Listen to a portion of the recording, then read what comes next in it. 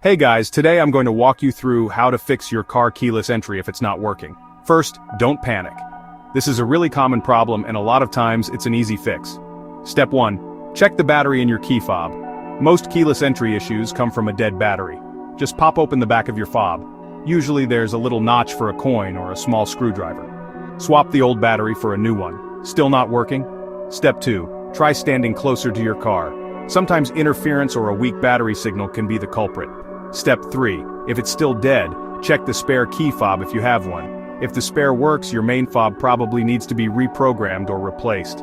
Step 4. Look for obvious damage. If your fob got wet or dropped, the internal circuit could be fried. Step 5. Check your car's fuse box for the keyless entry system fuse. Your owner's manual will show you which one it is. If the fuse is blown, replace it with the same type and rating.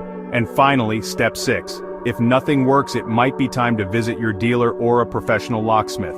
They can reprogram or replace the fob for you. That's it. So before you spend big money on a new key fob, try these steps first.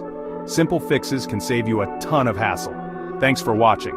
Don't forget to subscribe for more easy car tips.